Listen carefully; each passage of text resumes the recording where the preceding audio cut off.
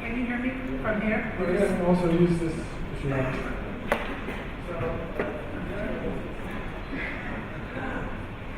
So I started already. You're doing the digital workplace trend study, and it started off as an internet study. There are about 350 people that are from companies who are answering an extensive survey question. They spend over 1 hour online answering. I can't believe it. They answer about 140 questions. So it's a real contribution these people make.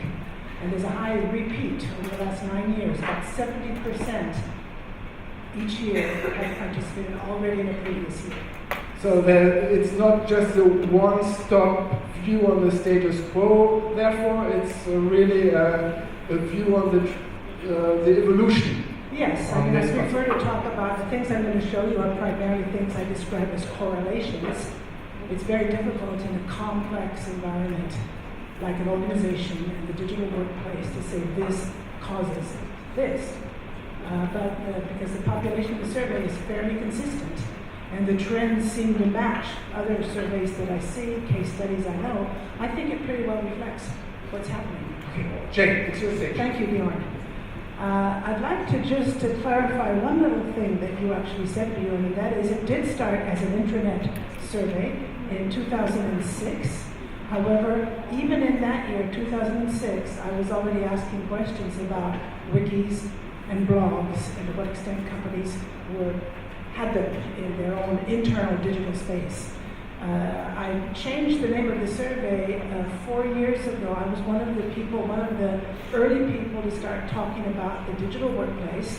I didn't create the term. The term's been around for about 15 years, but I was among those who began to really push the concept that it's not an internet, it's just one thing. It's part of the digital workplace. The digital workplace is actually much broader than that. Just a little bit about me.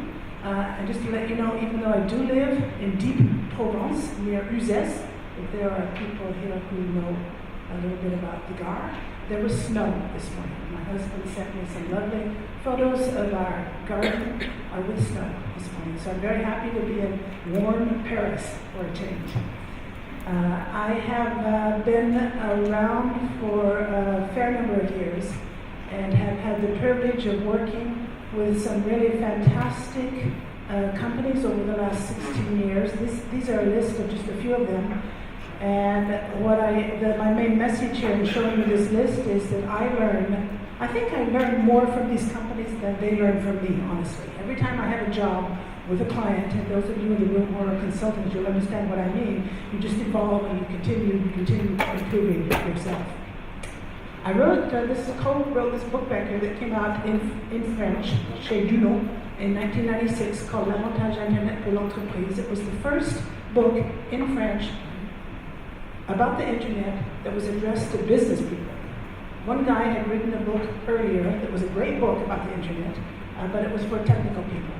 And that was my stepping stone. That particular book that's when I had the coup de foudre. Fell absolutely in love with the whole net concept and sort of my own personal interest took off from there. You'll notice the box at the top of the slide is empty. That's because the 2015 report is in the process of being analyzed. The survey closed just about 3 weeks ago, and the report will be published in March. These are the points that I would like to cover very quickly today. I want to give you my framework for the digital workplace. I want to give you a status that very simply I would express in terms of I have good news and I have bad news. I'm going to start with the good news, and then we're going to use the bad news and look a little deeper into some very specific segments in the organizations who participated this year. and develop some, I would say, some food for thought in terms of what we can do to begin to bring about change. I think many of you will be familiar with this framework. I presented it here in Paris 1 year ago, in fact, at the Enterprise 2.0 Summit last year, where the definition, or I would say the framework of the digital workplace as I see it, is where it's like where people, an organization, and technology come together. I wouldn't want to say one dimension is more important than another. The three of them come together, and for me that's what the digital workplace is. I have a lot more information about this I can share with you by email or in conversation. So I'm going to go very quickly through the model because I actually want to dive into a few points that are more specific than this. But the model itself shows the capabilities, it shows enablers and mindset. The capabilities are looked at from the viewpoint of people, what individuals can do, digitally speaking, inside an organization, what business can do in terms of how can the customer-facing workforce work better thanks to the digital workplace, and the enterprise itself, that's to say the organization as a whole in terms of cross-organizational collaboration, cooperation, innovation, and so on. The enabler dimensions that were defined were process, that's to say what are the new ways of working, structure, referring to the new virtual structures such as teams, communities, networks, and reach. To what extent can an organization reach all of the workforce? To what extent can the different parts of the workforce reach each other, anytime, anyplace, and so on. Here comes the really fun part, the part that we call mindset, which is actually the biggest challenge, as you'll see in a few minutes, which has been divided into three pieces. One is asset, meaning strategic asset. Is the digital workplace considered essential to the organization? If so, is it being managed like a strategic asset should be managed? Leadership. I changed the definition of leadership a little bit this year. I realized I wasn't clear enough last year. The way I used leadership last year was interpreted to me as the hierarchical leaders of the organization. When I was talking about, I see some heads nodding in the room when I say that. I redefined it. If you read it here, you will see that it's influence from any level and from any part of the organization that results in change. And that's and I changed the scoring on the scorecard also to reflect that difference. Leadership is not just at the top, that's only part of it. And culture of the organization. This is the framework that I use when I produce a scorecard based on people's answers to 140 questions. Some of the data points are picked up, scored, and a scorecard results. And you see that this year I have developed simply 3 levels. I had 5 last year. Too complicated, too hard to communicate. And now it's been reduced to 3, starting developing maturity. So we're not going to look at it in detail, but this shows you what a scorecard looks like, in that you can read the definitions here, you can see where they're laid out on the chart. I put these mindset things up at the top because the chart will be better because of the lines not crossing. But that mindset is by no means. Don't tweet this and say it's a typical example of the digital workplace because mindset tends to be the lowest of the different dimensions. Let me give you the good news first. I looked at the data. I just plugged the total scores of the organizations from last year and this year into an Excel sheet. And I saw, to my relief, that there has been improvement. You can see there's a curve, not a curve, there's just a very slight, change the line here, very, very slight increase in the last 12 months, which I'm not surprised that it's a small amount because these things take a lot of time to change. I was pleased to see that there was an increase. The early adopters I define mathematically really the top 20%. And the reason I do it that way is because you can see these are individual out of the 300X number of organizations each year. That's made up of dots. There aren't natural breaks. We don't have a bunch of companies up there at the top and a bunch in the middle and a bunch at the bottom at all. It's very, very, very progressive. I could not find clusters that I could break into early adopters and the others. So I just did it mathematically speaking. This year, this is where we have the early adopters. They're pretty much all of them in the developing stage. The majority are in the upper part of the starting. So I think that's interesting. Here's what I like. The bottom bar, the white bar that you see here, is the data from 2008. Then I have a checkpoint last year, 2013. When I say last year, 2013, it was the 2014 report, but the data was collected at the end of 2013. I'm giving you the year of the data, not the year that I produced the report, which is always about 3 months later. And I find it quite interesting to see that this one here, the capability of people to react, to comment, to have interactivity with other people and content on individual workplace has increased in the last year. Same thing with co-creation of content. This probably is just, it's a very small change. When you have a population of 300-400 organizations, a few percentage points doesn't mean that much.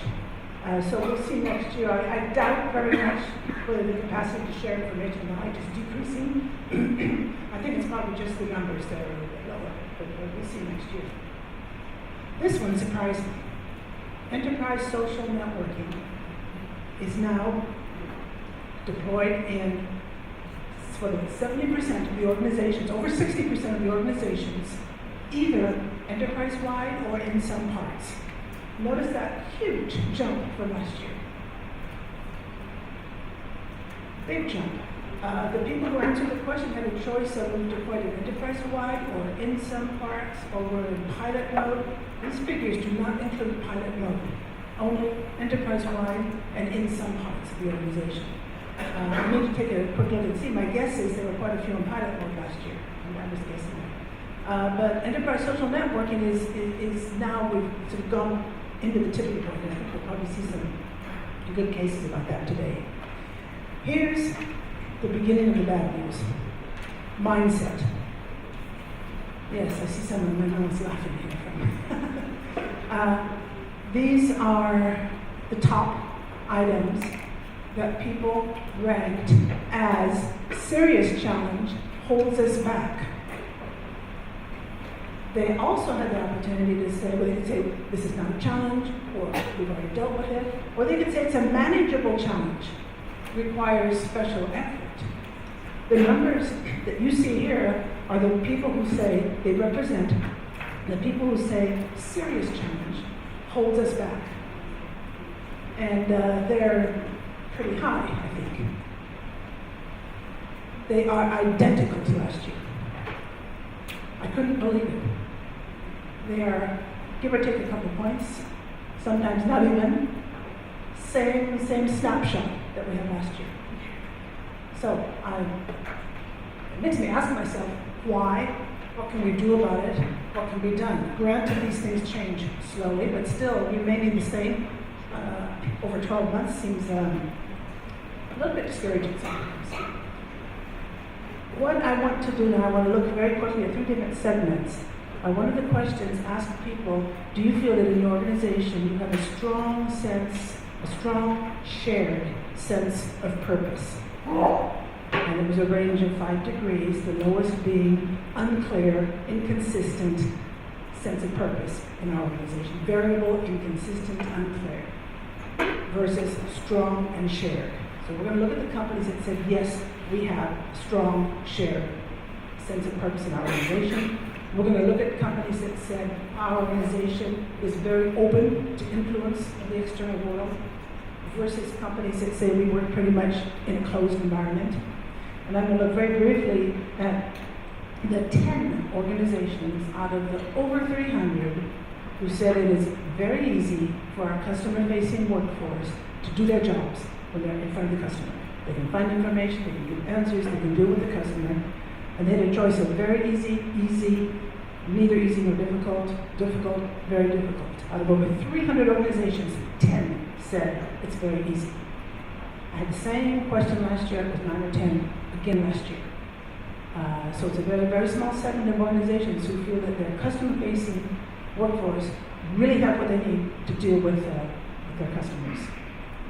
Before I get into the detail, I'd like to talk just very briefly. You probably are familiar with John Husband's work in the area of hierarchy, and I think that the hierarchy is a principle. Thierry, can you stand up for a second? There's a T-shirt. There's a YRK t-shirt, which I don't have. Thierry has, thank you. It's an organizing principle that is very, very important. In fact, I consider it to be at the heart of what the digital workplace is about, in that it talks about two-way flows of authority and power, focusing on results, something that's based on people. You can go to yrarchy.com and read about this a lot more. I know John and John's work, and a lot of what he does resonates very strongly with my research. So, look at the first organizations here, the first segment. 58 organizations said that they had a very strong shared sense of purpose, which makes me think of Frederick Laloux's work. If you've read Reinventing Organizations, he talks about the importance of a shared culture and shared purpose in organizations. And I recommend his book if you haven't read it. It's very, very interesting. And he really, I've read it, and I did a search on my Kindle of the word purpose, and it appears, I don't know how many times, the search results were so long, I couldn't even get through all of them. Look at this. I wanted to see with these 58 organizations who said yes, I wanted to find a couple of things that were different about them.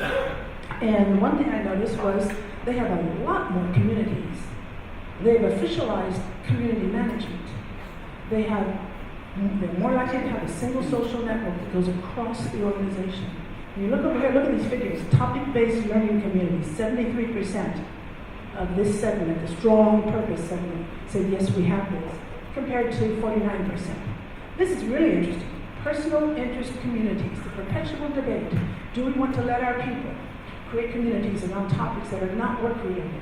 Well, there we've got 46% of these people with a sense of purpose who do it, and we have 19% of those who don't. So I'm not going to read all the figures to you, but it's clear that these organizations that have a strong sense of purpose also have, it's a correlation, I'm not saying one causes the other, they also have many more communities, and community management is an official role in the organization. Another thing that was really interesting was the involvement, the relationship that management had with the digital workplace. I asked a question about issue of management, vocally supportive with, involvement. I had 3 or 4 different levels going down to neutral, and I even included hostile as one of the answers, which practically nobody said. And you see here, if you look, for example, at the C level, 28% in this segment said our senior management is vocally supportive and active, they provide resources, and they themselves are visible in the digital workplace, compared to 11% of C level.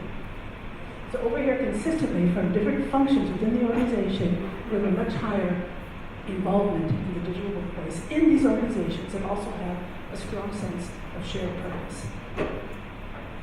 I looked at decision making. One of the questions was, rate your organization on a scale of 1 to 5 between very distributed decision making down to very centralized decision making.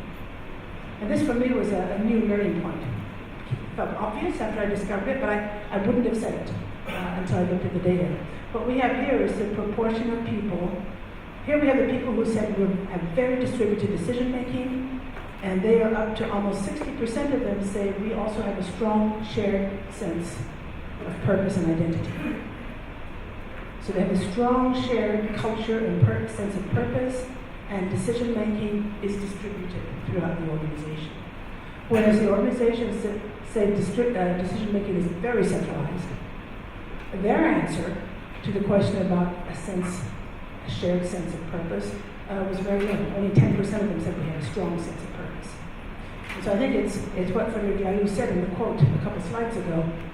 When you have a shared culture, when you have shared values, then you have people on all parts of the organization that can make their own decisions, that know the right thing to do, based on that, not based on rules and policies and so on.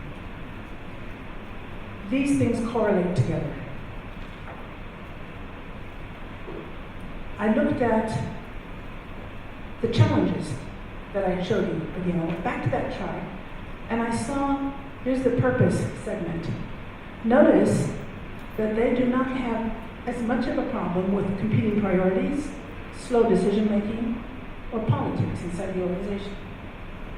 So I ran that same challenges chart, got their figures, and so we have a common culture, we have a shared purpose, decision making is faster, there's less politics, less political games taking place in the organization. Second segment I looked at was one that was inspired in my reading of an old book. I mean, 1997 is old in terms of digital workplace history. The Living Company by Ari Biggers, who was with Shell for many, many years. How many people here have read The Living Company? You all need to read it. No, I found it absolutely fascinating.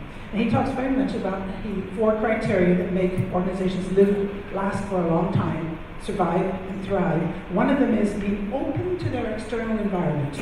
They're not closed systems, they're open to their external environment. I'm going to speed up just a little bit because I think I'm beginning to run out of time. There were a number of question data points on the survey that had to do with to what extent is your organization open? One of them was, what are your primary sources of information? What's important, highly important to you? What has medium importance and low importance? The organizations that said we are open also gave a lot more importance to external sources of information. And the first one that struck me is clients. 35% said clients are an important source of information for us. I mean, it sounds obvious when you think about it. But only 35% said that they are highly important for us, versus 16% of the mass of the survey database. So these organizations are listening to their clients. But they have communities of practice and project-based communities that include external people some of the time. That was one of the questions. There's a long list of types of communities. Are they purely internal, or do they include external people? And so a few organizations indicated that often we have external people with whom we work in these communities. So I think that's a differentiating factor. And they also have much more management involvement at different levels. Operational management, middle management are much more involved. So these particular attributes of a strong sense of shared purpose, openness to the external environment, bring or are correlated to characteristics that strengthen the digital workplace, or the digital workplace is an enabler for the different cultures. I looked at the challenge chart again for the companies who are open, and what struck me was much less resistance to rethinking how we work, much less of a need to prove a strong business case. And I'm assuming that's because being more open to the external environment, the changes that need to take place are becoming obvious to these people because they're seeing outside their own organization. Therefore, it's easier to begin to change inside the organization. These things may seem obvious, but I'm pleased to be able to have some data points that will let me build some strong arguments for these conclusions. This is the last segment I looked at. The 10 companies who said it's very easy for a customer-facing workforce to do their jobs. And I looked then at the top strategic driver for their digital workplace, and 80% of them, 10 companies, so 8 out of the 10, said our top driver for the digital workplace is business and operational performance. So they have a goal, they have a clear goal, and they're getting results from it. One of the questions was, what factors influence this ability of the customer-facing workforce to perform better? These are the 3 points they mentioned, and the one I like is the people's individual digital capacities. They felt that was a key feature. It starts with the people themselves. They measure this by time saved and customer metrics, which is typical for people who are working with customers. So we have a very small segment of organizations that have set a goal about the digital workplace to support business and operational performance and are getting results from it. Look at their rating on the competing priorities. Only one person out of the 10 said we have a problem with competing priorities in terms of where to spend our time. The other 9 did not, because they have a goal that's been established. A business goal related to the digital workplace, a specific one. So what I've done here in the last few slides is very simply pick the different points that came out of the differentiating factors and bring them together here to suggest that the problem often is, what can you do about it? Or our senior management is not on board. What can I do? I'm in this position, I'm in this job. I can't change the attitude of the senior management. I can, do this and do that. And so I wanted to look at things that people can do. One thing you can do is really support the communities in your organization and make a case for having any kind of community in your organization. That's how people learn how communities work, is being involved in the communities on a topic that interests them. See if you can formalize community management so it is a job that has a skill set that is recognized by the organization. To the extent that you can, within the scope within which you work, decentralize decision-making. Get decision-making down to the lowest possible level, even if it's just in the area that you personally work in. Have communities that also include external people. Get that external view into your organization. Bring the voice of the client inside the organization, whether you publish statistics on your sales, or you have client stories, or you have anecdotes about things that your group has done for different clients. Get the client voice, client stories inside the organization. Make it easy for people to access external information. I mean, I know a certain number of organizations who believe, no, we don't want external news feeds into our different spaces, because we want people to concentrate on what we're doing, us as an organization, which I think is a very serious mistake.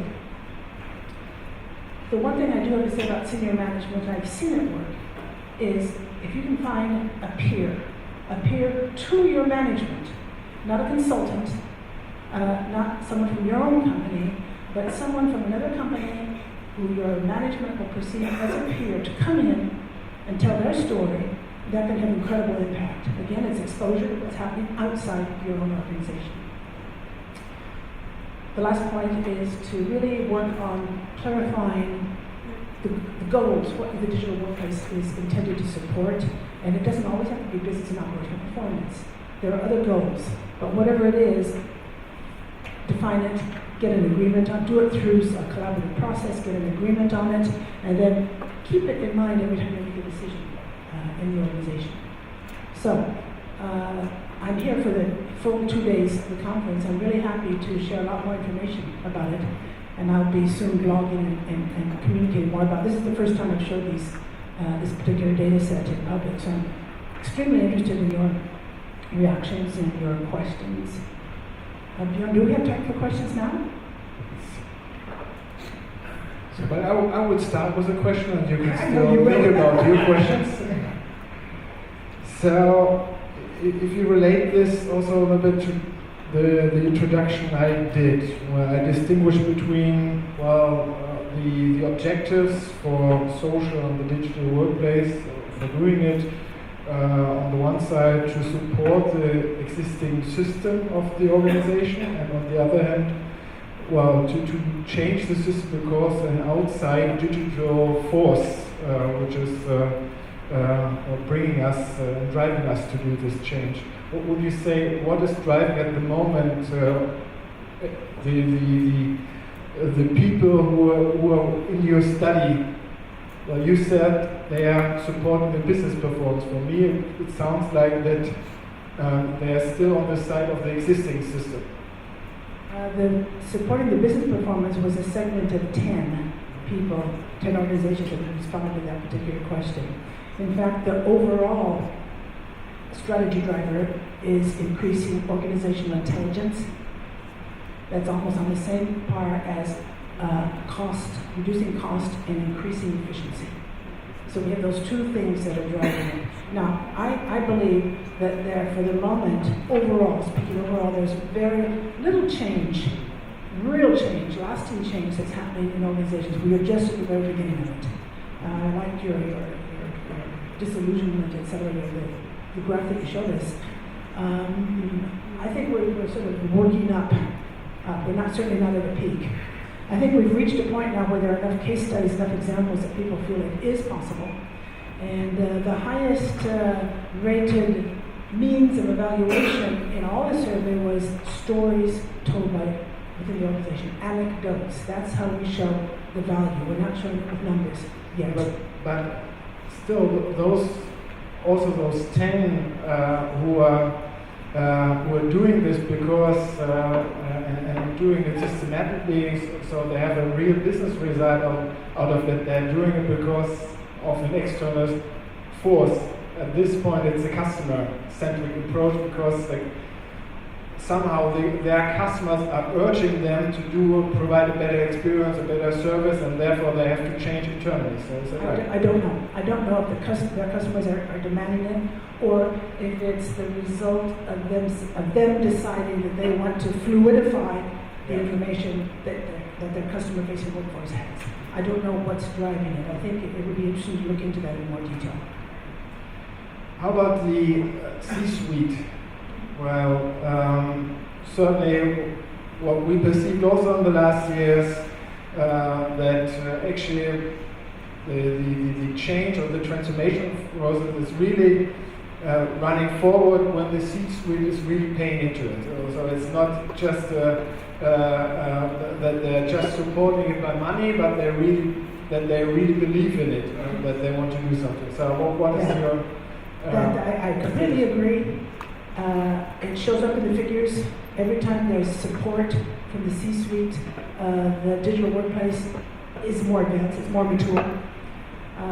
What's very important, I learned this with one of my clients, who's actually here in the room right now, is that the C-suite supporting it is one thing, providing resources is good, being involved is also good, but what really counts is commitment over time.